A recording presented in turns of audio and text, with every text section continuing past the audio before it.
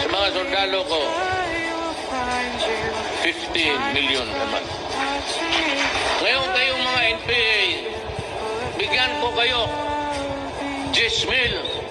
Maski walang sakit, pumunta ka lang sa ospital. Pagbigay ka lang ng resibo doon kasi vitamin, bigyan kita ng 10 mil.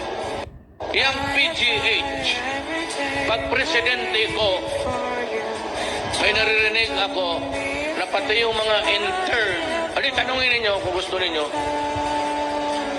sila na ang magbigay rin, magtulong, mag-contribute para ipabilid ang medisina. Grabe, ah.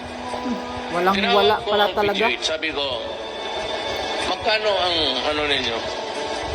Sabi niya, sir, mga 64 million yung medisina.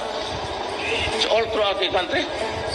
That's all? Sabi na, sir, kanina, we get about mga 7 million. Sabi ko sa PGH, pinatawag ko sila. Tupo. Bigyan kita 100 million. Sapat na yan? Sabi niya, malaki na yan, sir. At least makatulong na.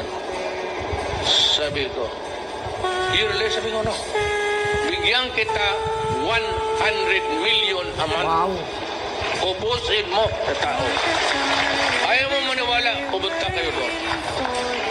100 million a month, tinawakan ko ang pagpur. Yung kita ninyo ng buwan-buwan, ibuhos ninyo doon. Ang Philippine veterans, mga sundalo, 50 million a month. Ang AFP, sa mga sundalo ko, Grabe, 50 ah. million. Grabing ni dagdag ni PRRD noon. Pati Bigyan NPA. ko kayo 10 mil. Maski walang sakit, pumunta ka lang sa ospital. Kita niyo, mga rebilde? Doon kasi vitamin. Bigyan kita ng 10 mil. Yan ba ang hindi makataong presidente? Walang ngiya kayo, ah.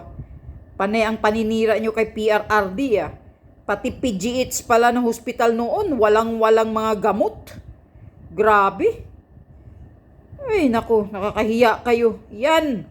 Ang nakaraang gobyerno yan ngayon, lalo na ngayon kay Bangag, na ang mga budget, lahat andoon na sa kamay nila. Pati PhilHealth, sinisiro yung budget.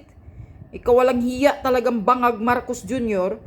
Kaya nga, maraming nagmamahal kay PRRD noon dahil siya lang ang makatao.